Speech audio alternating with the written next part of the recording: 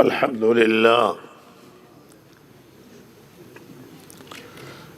لله نحمده ونستعينه ونستغفره ونؤمن به ونتوكل عليه ونعوذ بالله من شرور أنفسنا ومن سيئات أعمالنا ونعوذ بالله من شرور أنفسنا ومن سيئات أعمالنا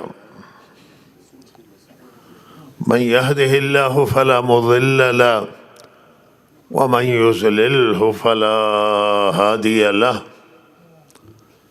وأشهد أن لا إله إلا الله وحده لا شريك له وأشهد أن سيدنا ونبينا ومولانا محمدا عبده ورسوله صلى الله تعالى عليه وعلى آله وصحبه أجمعين.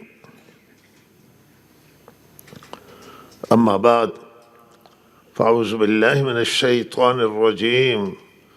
بسم الله الرحمن الرحيم. وما بكم من نعمة فمن الله ثم إذا مسكم الضر فإليه تجأرون.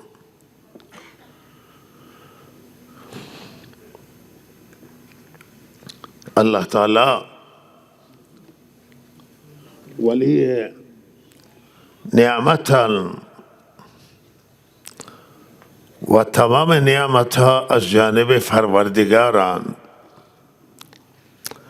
هرچه ما داریم و آنچه که آبا و اجداد ما داشتن، گذشتگان داشتن، آنچه که آیندگان خواهند داشت، همه این نعمت ها به پروردگار برمیگردد، به الله تعالی برمیگردد. هیچ موجودات در دنیا وجود نداره که به نیاز از پروردگار باشد. چرا همه آنچه که جهانیان دارند از آن الله تعالی هست، عطای الله تعالی و داد الله تعالی هست و الله هست که همه چیز را می دهد. ولذا وقتی که همین انسان که تمام نعمتش از پروردگار است، وقتی که با ضرر دچار می شود، الله تعالی می فرماید چون متضرر می شوید خدا را فریاد می کنید، الله را داد می زنید، به الله رجوع می کنید. این تعلیم فطرت است. فطرت در انسان و همه موجودات جهان و عالم آنه که همه محتاج پروردگارند. هیچ چیز اینجا نیست که از خدا به نیاز باشه، برای وجودش محتاج خدای، چرا که وجود همه ما از جانب پروردگار است. بقای هر موجود به الله تعالی است. همه جهان و همه عالم، جن و فرشتگان و انس، همه متکی به الله تعالی، محتاج به الله و همه برای بقایشون، برای ادامه حیاتشون، برای زندگیشون محتاجند به الله تعالی. ولذا الله تعالی را نباید در هیچ شرایط ما فراموش کنیم، الله تعالی را داشته باشیم و مهم آنه که ما تلاش کنیم که اعمال را اصلاح کنیم.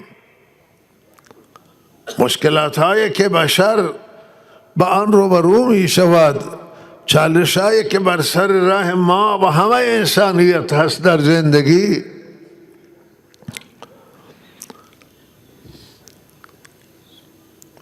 با اعمال انسان ارتباط پیدا میکنه و با اعمال انسان ارتباط داره، مرتبط با اعمال انسان.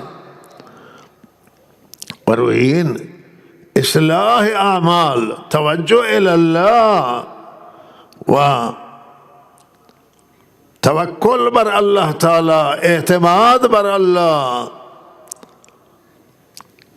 که مسبب الاسباب، اسباب را فراهم میکنند، اسباب نجات را، اسباب سعادت را، اسباب موفقیت و کامیابی را، و سبب سوز هم هستند که اسباب را می سوزند. اسباب فراهمه ولی اثری پیدا نمیشه. گاهی مریض که نیاز به دوا داره، دوا مصرف میکنه و سالم میشود. وقت اراده الله باشه، خدا بخواهد. و چه بسا مریضان که دوا میخورند و سالم نمیشوند، دوا اثر نمیکند.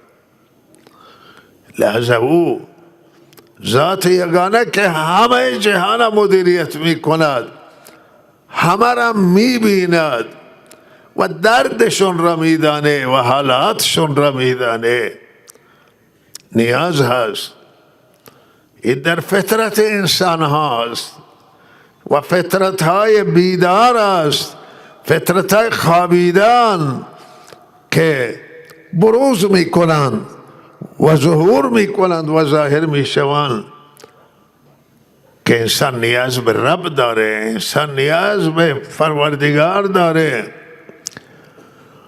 کسانی که الله را هیچ باور ندارن و قبول ندارن الله تعالی را، وقتی که تحت فشار قرار میگیرند خدا را یاد میکنند. این همون فطرته. فطرت بروز میکنه، فطرت غلبه میکنه، فطرت بر انسان که محتاج کسی هست و نیازمنده.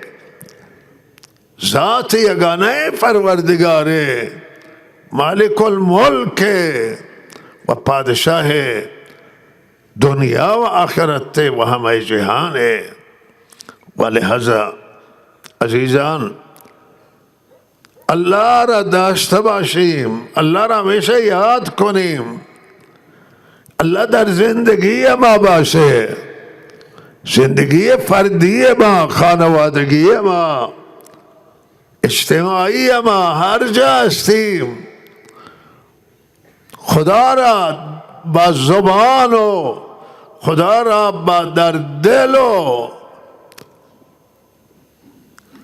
خدا را در دعاهایمون، در فریادهایمون الله را یاد کنیم که همه عزت و ذلت در دست الله است، سعادت بشر در دست الله است. و قرآن که تلاوت بکنید، قرآن میگه همه چیز در دست خدای عز و جل. هرچه که الله اراده بکند، مشیت الله تعالی باشه، خواست الله تعالی باشد، انجام میگیره. و ما تشاءون الا ان یشاء الله رب العالمین. واذکر ربک اذا نسیت. الله تعالی به حبیبش، به حضرت رسول صلی الله علیه وسلم خاتم النبیین و به همه انسان همی فرمایند که شما وقتی الله را فراموش کردید، نام خدا را یاد کنید. خدا را باید همیشه یاد کرد. با خدا بود. انسانی که صداقت داره، امانتداری داره، انسانی با خدایی است. انسانی که برای دیگران حقوق قائله، ارزش قائله، این انسان با خداست. انسانی که همه انسانها را حرمت میگذاره و برای تمام انسانها حرمت قائله، حق قائله، حقوق رعایت میکنه. انسان منصف که در نفسش انصاف داره، فی نفسهی منصفه، این انسان که در فکر دیگرانه، برای دیگران دل می سوزه، برای منافع دیگران فکر می کند، این انسان با خدایی است. انسانی که کار خلاف نمی کند، آنچه که الله تعالی من کرده، حرام قرار داده، دوری می کنه، از الله فرمان میبره و اطاعت میکنه، با خدا رابطه قلبی و تعلق داره، خدا را میشناسه، انسان با خدایی است. الله با کسانی است که خدا را رعایت میکنند، مراعات میکنند، دستورات الله تعالی را مراعات میکنند، حقوق انسانها را، و انسانهایی که منصفن، انصاف در اونها هست، الله تعالی با اونها است. الله با انسانی که در حق دیگران ظلم بکنه و حقوق دیگران از زیر پا بگذاره، به مال مردم رحم نکنه، به جان مردم رحم نکنه، به آبروی انسان رحم نکنه، ترحم داشتن باشه، الله تعالی با او نیست. الله با او انسانه که خدا را باور نداره، قبول نداره، اطاعت نمی کنه از الله تعالی، الله تعالی با او نیست. و در هر شرایط و همه شرایط، در تمام سختی ها، آسانی ها، خوبی ها، خدا را فراموش نکنیم که خدا ولی نعمت همه ما هست و خدا عزوجل به بندگان نظر لطف داره، مرحمت داره و توجه داره به بندگان، تمام حالات بندگان هم میبینه. اگر بنده با مشکلات مواجه بشود، خدا میبینه. اگر بر بندگان ظلم روا داشته بشود، الله میبینه و الله رسیدگی میکنه. و از خدا نباید کسی بدبین باشه و بدبینی از خدا این وسوسه شیطان وسوسه میاره و گاه انسان نسبت به الله تعالی قضاوت های بازی میکنند و این قضاوت ها عاقلانه نیست و این قضاوت ها منطقی نیست، درست نیست. نسبت به الله خوشبین باشیم که مشکلات الله بر میداری از سر ما، از سر جامعه، از سر همه دنیا و گره ها را باز میکنه، مشکلات ها را حل میکنه.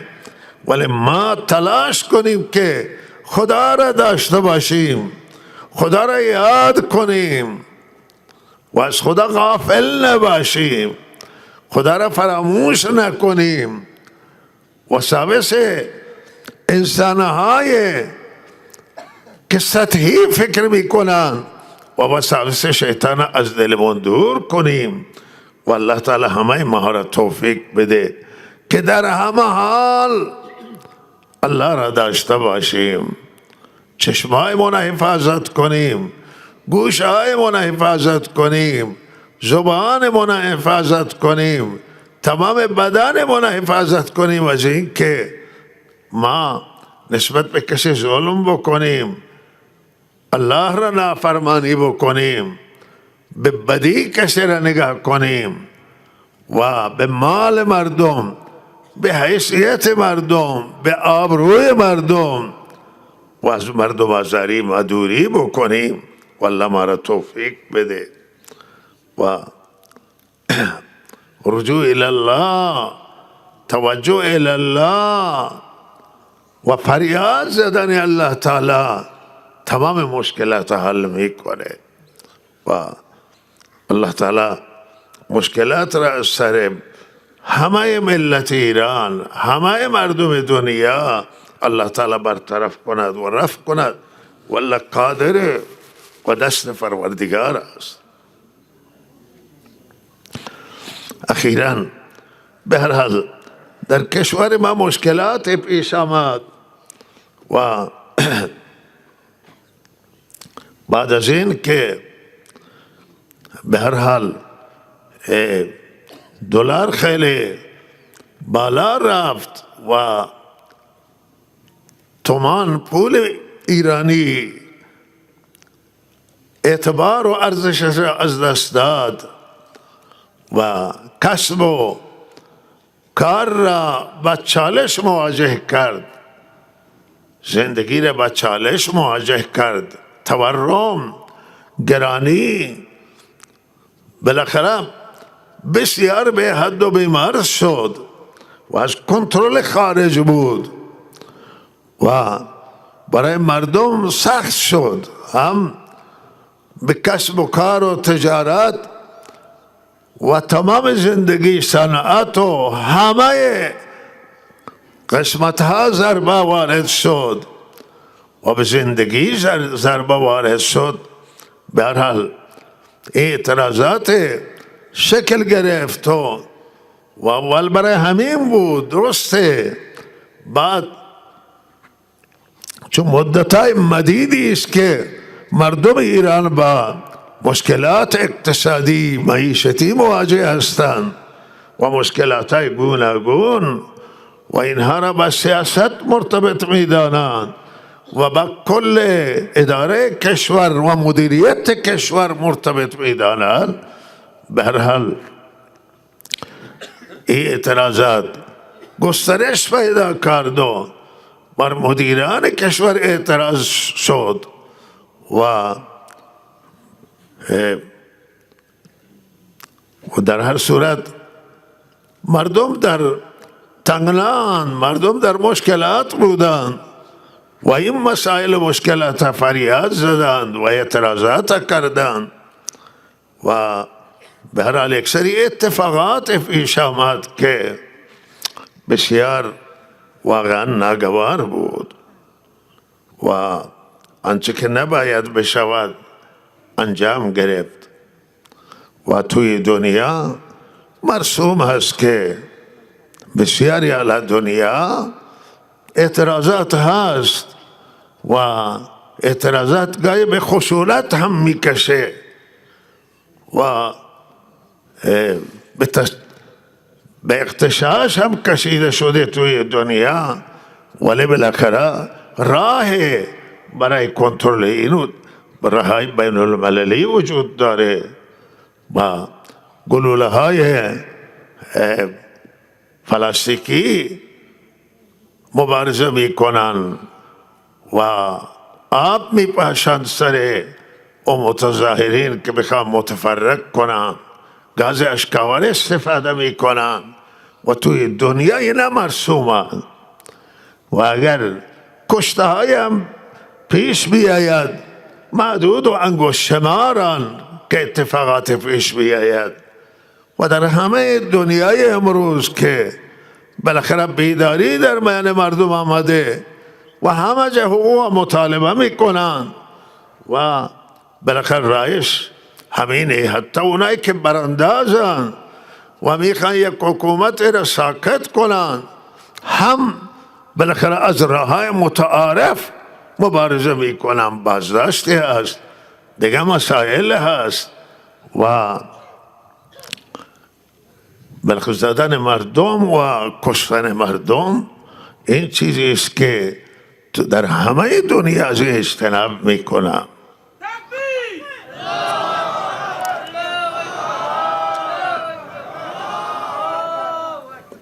متاسفانه در گذشته هم در کشور ما اتفاقات سنگینی پیش آمد. در 98 در 401 هم اتفاقات پیش تلفات داشتیم و کشته بود، ولی این بار کشته ها خیلی زیاد شده و زیاد انسانای زیادی کشته شد و چیزی که اصلا در تصور نمی گنجد و چیزی که واقعا همه دنیا را حیرت زده کرد و خود مردم ایران حیرت زده شدند که بالاخره بی اندازه انسان کشته بشه که حالا آمار در حال اضافه شدن هست و هزاران نفر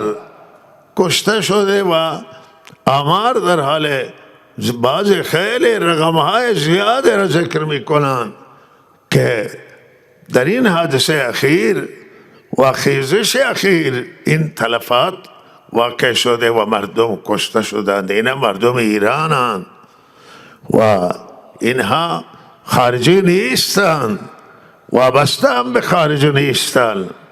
ممکنه خارجی ها برای منافع خود حمایت کنند از اینها، ولی اصل اینه که مردم ایرانند دچار مشکل بودند، دچار پریشانی اند. از مدتها اعتراضات هست و توی دنیا مرسوم همینه که وقتی ناراضگی بیاید اعتراضات می نشینن، با اونها صحبت میکنن، حرفشون را میشنوان و اگر اونها خواسته دارن خواستهشون را برآورد میکنن، نیاز باشه حکومت خودشون را تغییر میدن به نفع مردم در جهت برآورده ساختن خواسته های اونها. و اگر نیازی به بالاخره به هر صورت بیفته، اون نیاز سعی میکنن که مردم راضی بکنن، گفتگو میکنن و این در همه دنیا همین مرسومه که با گفتگو با شنیدن حرف طرف مسائل را با درایت و دوراندیشی و دلسوزی حل میکنن.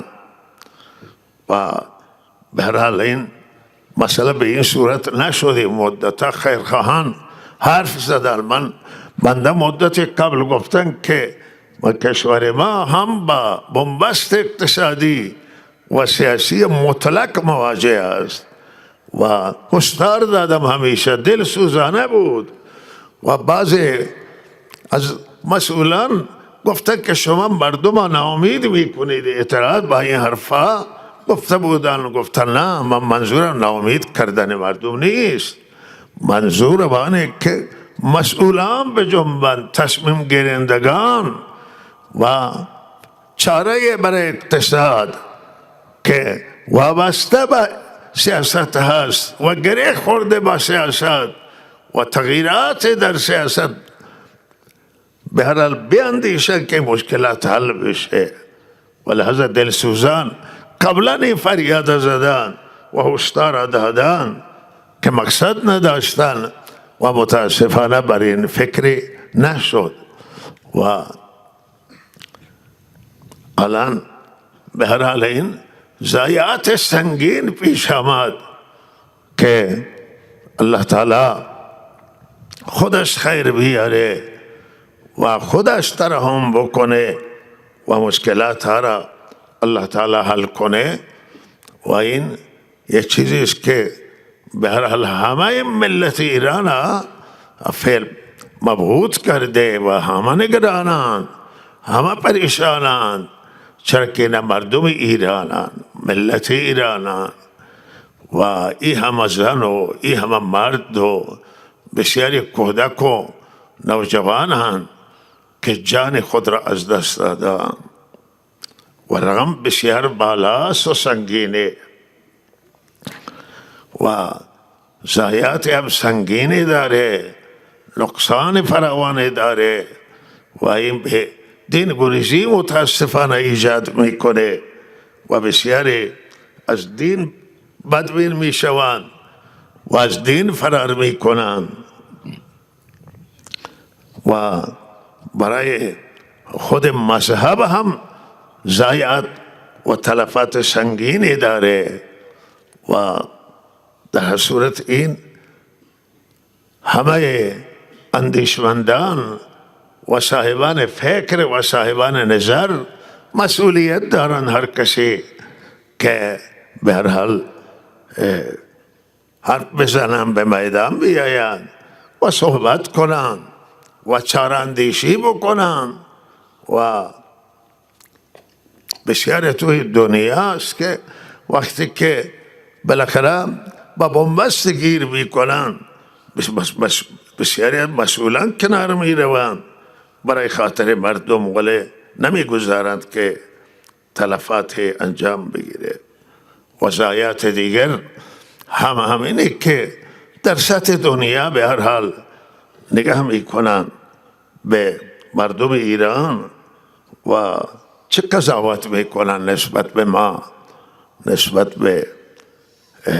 به هر حال مردم چه قضاوت میکنن، نسبت به مسئولان چه قضاوت میشود و اینها جای فکر وجود داره. و وقتی ما به سیره آن حضرت برمیگردیم، حضرت رسول صلی الله علیه وسلم را گفتن که همین منافقین بسیاری به اعتقاد بودن که منافقین جاسوسی میکنن، دشمن تحریک میکنن، به نام مسلمان هم مسلمان نبودن و اینها ضایعات دارن برای جهان اسلام.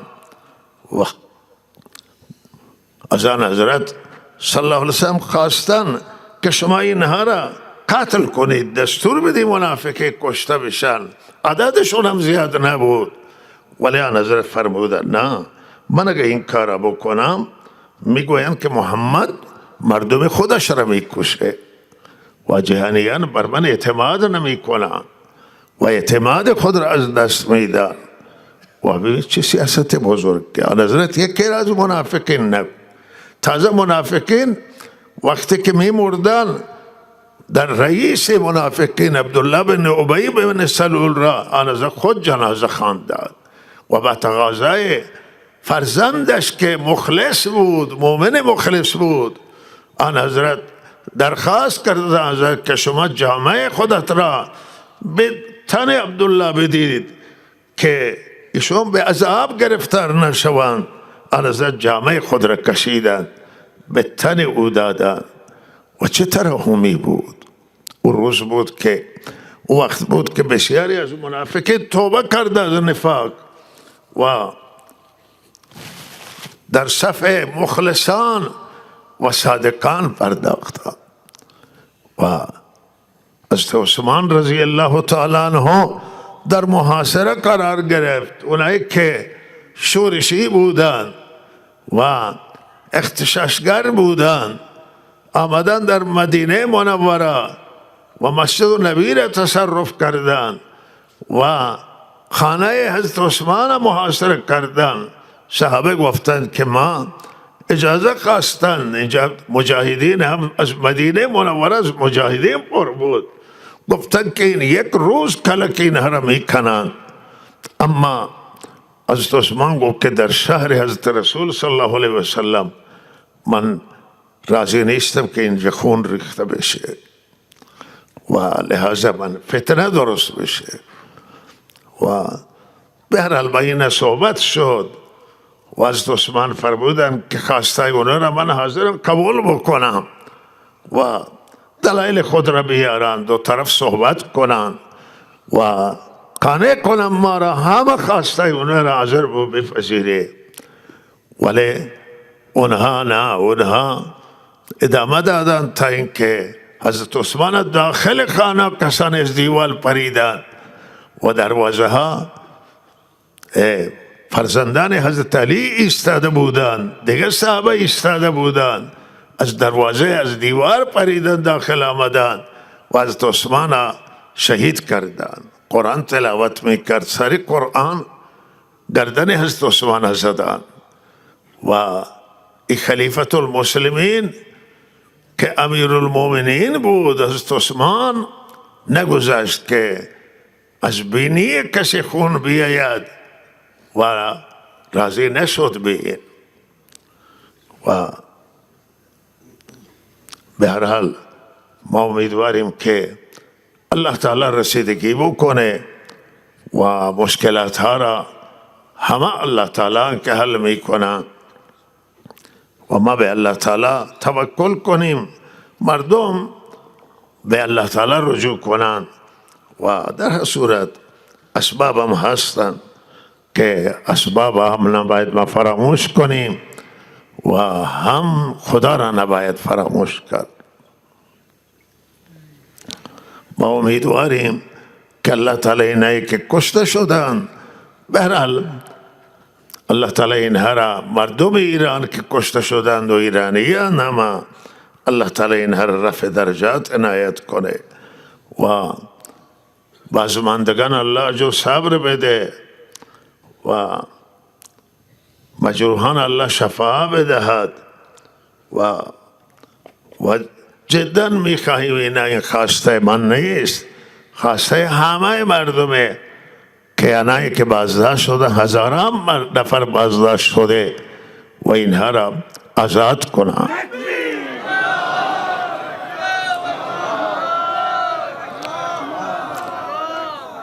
و باز هم من خواسته گذشته خود را تکرار میکنم که زندانهای سیاسی را هم آزاد کنید و بهرحال با اینها ببینید که صحبتشون چی و با اونها گفتگو کنید و توصیه بندانه که اینترنت ها به هر حال جاری کنید توی کشور و اینترنت از مدتی است که قطعه و کارشناسان، بعضی از کارشناسان خود صدا و سیما برآورد کردند که روزانه 3000 میلیارد ضرر قطع اینترنت، چرا که امروز در هر کشوری باشه، مخصوصا کشور ایران